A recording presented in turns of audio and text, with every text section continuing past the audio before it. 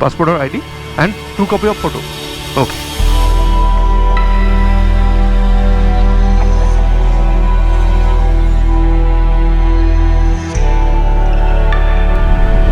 Bouti Khola Beach. अच्छा.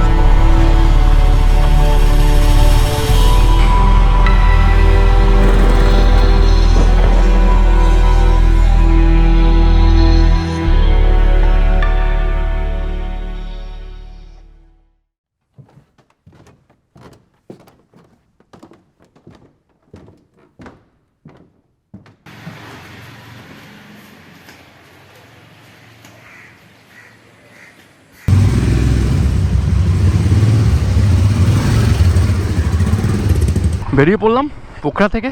Good morning from Pokhara.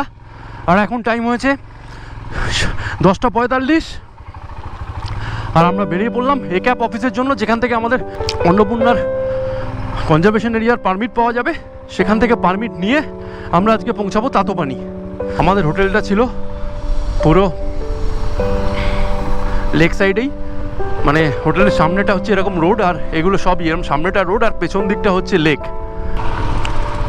এই জায়গাটা রাত্রিবেলা জাস্ট জমে উঠেছে। আর দূরে দেখো একটা পাহাড় দেখা যাচ্ছে। পোখরা একটা দারুণ সুন্দর জায়গা, তোমাদের দারুণ লাগবে। 2-3 দিন কাটাতে এখানে অন্য লেভেল। আর এক্যাপের অফিসটা এখান থেকে সামনেই, একদমই সামনে। তো আমাদের জাস্ট 2 কিলোমিটার মতো গেলেই আমরা পেয়ে যাব, আর ওখান থেকেই হবে পারমিট। কালকে আমরা যেটা করিয়েছি বীরগঞ্জ থেকে, মানে বীরগঞ্জ রক্সল বর্ডার থেকে, সেটা ছিল আমাদের গাড়ির পারমিট, মানে বানসার। আর আজকে করাবো এই মানুষগুলোর পারমিট, মানে আমাদের নিজেদের পারমিট। আমার এখানে সেকেন্ডবার আসা, কারণ অন্নপূর্ণা বেস ক্যাম্প ট্রেক করার সময় আমি এখানে এসেছি। তো নেপাল আমার দারুণ ভালো লাগার জায়গা। আমার মনে আছে যখন আগের বার এসে এক্যাপে পারমিশন করাতে এসেছিলাম, তখন আমি আমার ওয়াইফ এখান দিয়ে হাঁটতে হাঁটতে চলে এসেছিলাম। এত সুন্দর ফুটপাথ, এত জিনিসপত্র বিক্রি হচ্ছে, একটা অদ্ভুত সুন্দর মজার। পাশে দেখো ফেওয়াতাল লেক, এখান থেকে লেকটা স্টার্ট হয়ে ওদিকে মুভ করে।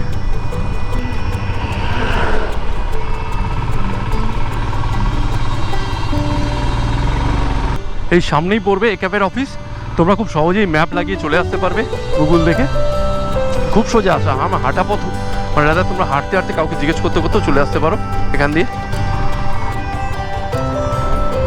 দেখলেই মনে পড়বে অফিসটা, ওই যে সামনেই মনে হচ্ছে, ওইখানটায় ছিল ওই যে এক্যাপ।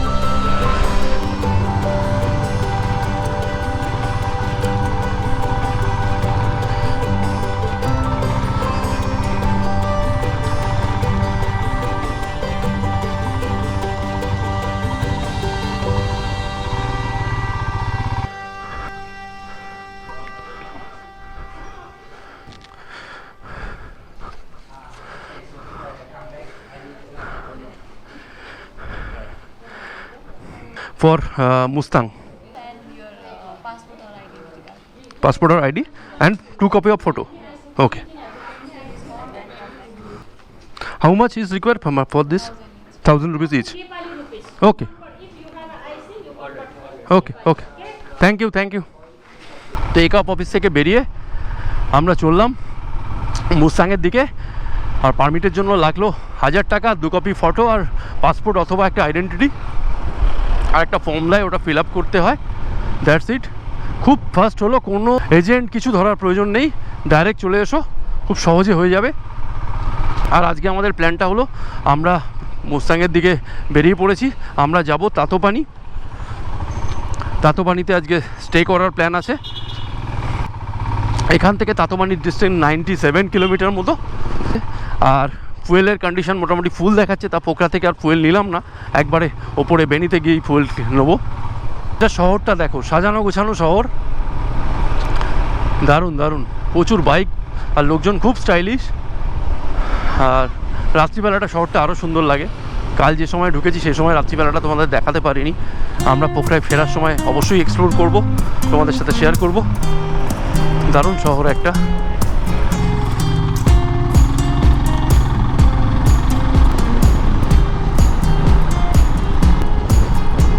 দেখো এই যে বাসগুলো দেখতে পাচ্ছ, এগুলো পোখরা থেকে ছেড়ে নয়াপুলের দিকে যায়, কারণ ট্রেকিং পয়েন্ট হচ্ছে যদি Annapurna base camp, Annapurna circuit এগুলো করতে চাও তাহলে ধামপুস বা নয়াপুর হচ্ছে ট্রেকিং স্টার্টিং পয়েন্ট। তো এই বাসগুলো ওই অবধি নিয়ে যায়, বা এখান থেকে প্রাইভেট গাড়ি করে যাওয়া যায়। আমরা যতদূর মনে আছে প্রাইভেট গাড়ি করেই আগেবার গেছিলাম। তো ওখান থেকে ট্রেকিংগুলো স্টার্ট হয়। আজকে আমাদের মুক্তিনাথের দিকে জার্নি স্টার্ট হয়ে গেছে, কিন্তু যদিও আজকে মুক্তিনাথ পৌঁছাবো না, কিন্তু এটা অনেক অনেক দিনের ড্রিম। সঙ্গে থেকেও দারুণ দারুণ ভিউ দেখাবো, দারুণ দারুণ ভিউ দেখাবো। আমরা আজকে মাত্র এসেছি 20 কিলোমিটার। আমরা বেরিয়েছিলাম 11:30টায়, আর এখন বেজে গেছে 1:38। 1 ঘন্টা 20 মিনিট বসে একটু ব্রেকফাস্ট করলাম, চাউমিন খেলাম ব্রেকফাস্টে। আর যেটা হলো, এখানে একটা গাড়ি সারানোর দোকান আছে, কালকে ওর গাড়ির টপ বক্স থেকে একটা স্ক্রু খুলে গেছে, সেই স্ক্রুটা যদি এখানে পাওয়া যায় সেটা চেষ্টা করছি। আর আজকের পথটা যদিও মাত্র 100 কিলোমিটারের, 100-র একটু কমই, 98 কিলোমিটার। সো 2.5 ঘন্টা 3 ঘন্টা দেখাচ্ছে গুগল। সো আশা করছি আমরা ঠিক সময় পৌঁছে যাব। সো এতটা চাপ নেই। তবে রাস্তা কেমন আছে জানি না, বৃষ্টি হয়ে গেলে রাস্তা একটু সমস্যায় পড়ে যাব। আর এখানের বৃষ্টিটা অদ্ভুত। পোখরায় যেখানে বসে খাচ্ছিলাম সেখানে বৃষ্টি শুরু হলো, কিন্তু কিছুক্ষণ এগোলাম একদম সব ঘেমে নিয়ে চান করে গেলাম, কারণ সব কিছু আবার খুলতে হলো। তাই জন্য এখনও দেখো লোয়ারটা পরে আছি, আপারটা খুলে নিয়েছি। তো চলো। বাপরে বাপ, এই বাসটা আমাদের গায়ের ওপর না পড়ে। ওরে বাবা,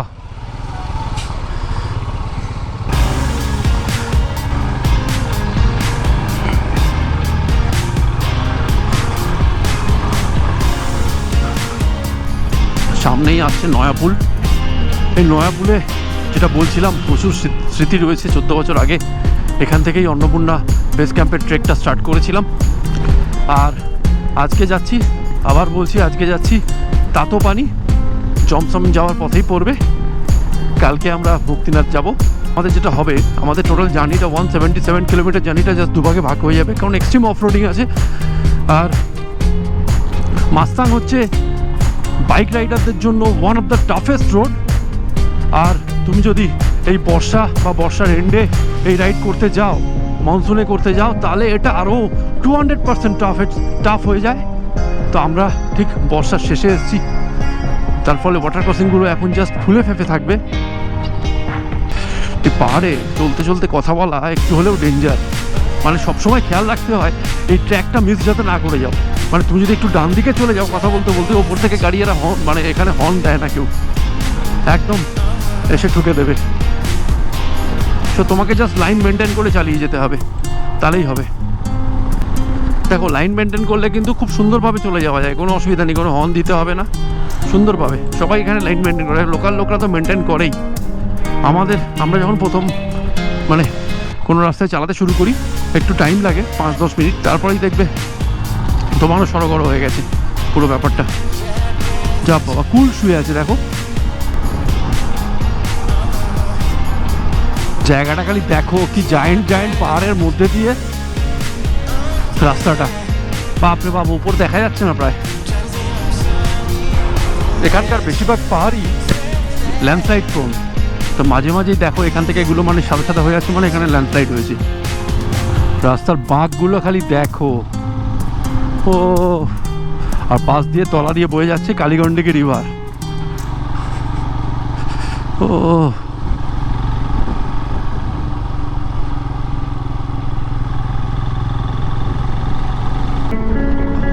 এই শহরটার নাম কুসমা। তাহলে আমরা পৌঁছে গেও, কি দারুণ দেখো শহরটা, ছোট্ট ছোট্ট টাউনগুলো কি দারুণ। কুসমায় গাড়ি সারানোর জায়গা পাওয়া যাচ্ছে। পাহাড় থেকে নামার টেকনিকটা, ক্ল্যাচ একদম হাত দেবে না, তাহলে কি হবে, একটা গিয়ার ব্রেকিং হতে থাকবে, বাদ বাকি তোমাকে হাত আর পায়ের ব্রেকে কন্ট্রোল করতে হবে। এই অটোমেটিক একটা গিয়ার ব্রেকিং দেখো, গিয়ার আটকাচ্ছে যখন যেরকম, মানে ধরো আস্তে চললে 3rd গিয়ার, 2nd গিয়ার, বা জোরে চললে 4th গিয়ার। এই যে নামছি দেখো, আমি এখন 3rd গিয়ারে গাড়ি রেখে দিয়েছি, আমার ক্লাচে হাত নেই। তাহলে কী হবে, অটোমেটিক এই যে গাড়িটা যেই আমি ছাড়ছি, অটোমেটিক কী হচ্ছে, গাড়িটা একটা ব্রেকিং করছে, যেটাকে বলে গিয়ার ব্রেকিং। গিয়ারটা অটোমেটিক ওকে আটকাচ্ছে একটু, তাহলে তোমাকে যে স্মুথ গাঁ করে নেমে যাওয়া সেটা আর হবে না, তোমার অনেক ইজি হয়ে যাবে। দেখো আমি একদমই ক্লাচ ধরছি না, একদম কালী গন্ডাকি রিভারের কাছাকাছি চলে এসেছি। আর একটু নিচে নামবো মনে হচ্ছে, মানে এখন আমরা জাস্ট নামছি, আবার মনে হয় উঠতে হবে। দেখো কিরকম কাশফুল ফুটে রয়েছে, আর দেখো দূরে হলিউডের স্টাইলে লেখা ওয়েলকাম টু বাগলুং।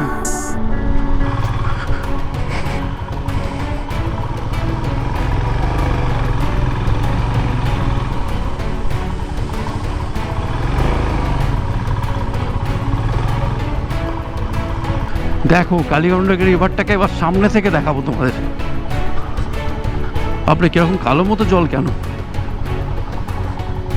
নাকি এরকম স্রোত বলে কাদা লাগছে জলটাকে।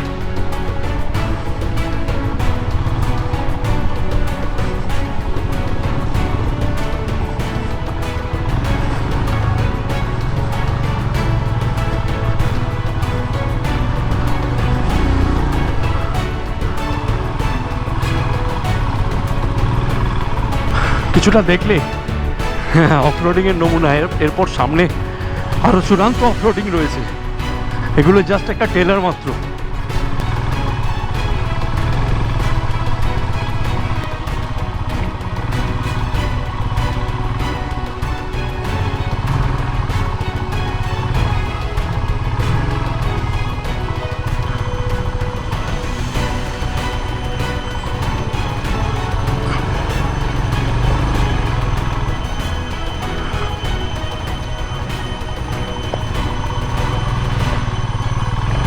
এখানে বেস্ট পলিসি হচ্ছে চাকার দাগের ওপর দিয়ে যাওয়া, না হলে, কারণ ওই পার্টটা বসে থাকে, সো ফল করার চান্স কম, না হলে কেস পুরো।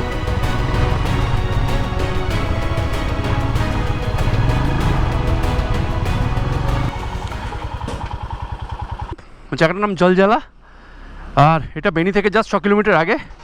সবসময় চেষ্টা করো এই পেট্রোল পাম্প থেকে পেট্রোল নিয়ে নেওয়ার, কারণ অনেক সময় কী হয় বেনিতে যদি পেট্রোল না পাও বাই চান্স, তাহলে কিন্তু কেস। তো এই পেট্রোল পাম্প থেকে পেট্রোল নিয়ে নেওয়া বেটার হবে এনি ডে।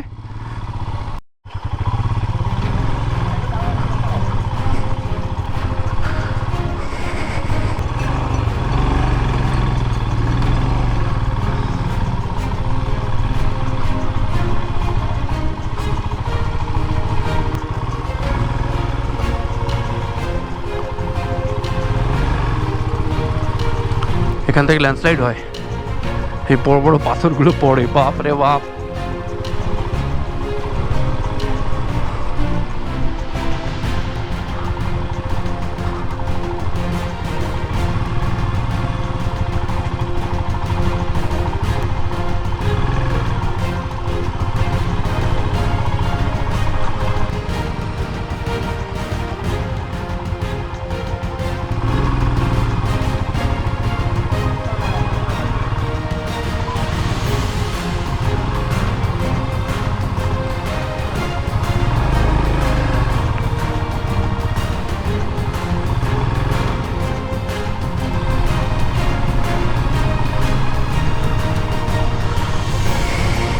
কি গ্রামে এলাম বুঝতে পারছি না।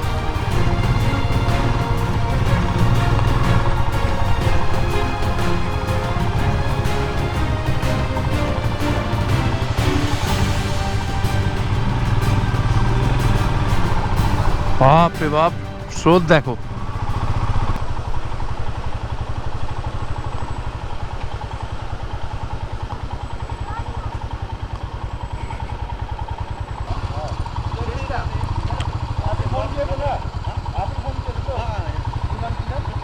चलिए चलिए।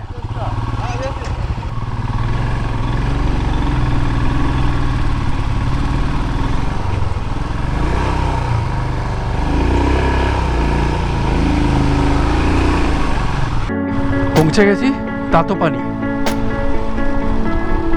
অনেকক্ষণ পর ভালো টার্মেক রোড পেয়েছি, আর যে হোটেলটা আজকে থাকবো হোটেল হটস্প্রিং, সেই হোটেলের ছেলেটা আমাদেরকে নিতে এসেছিল।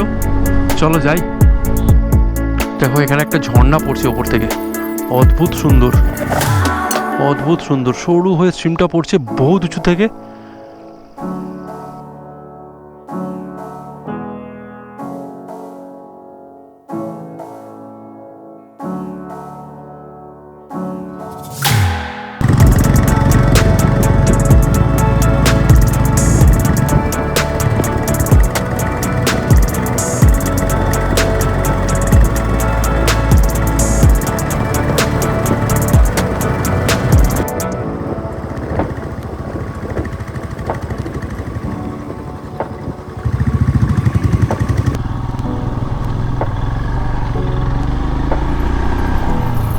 পৌঁছে গেছি তাতোপানি বাজার, মানে তাতোপানি গ্রামে। এখানে আমাদের হোটেল হট স্প্রিং, একটু নিচের দিকে, কিন্তু এখানকার বেস্ট হোটেল, এখানকার মধ্যে one of the best hotel হচ্ছে হোটেল হট স্প্রিং। পৌঁছে গেছি হোটেল হট স্প্রিং। ওয়াও, বড়া হোটেল, বড়া।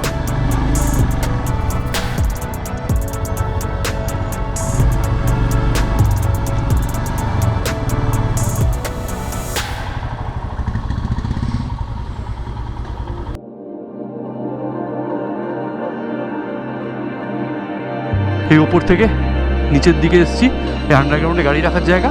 এখানে একদম সেফ, কারণ কোনো বৃষ্টিতে কোনো অসুবিধা হবে না। আর এইদিকে চলো, এইদিকে দেখো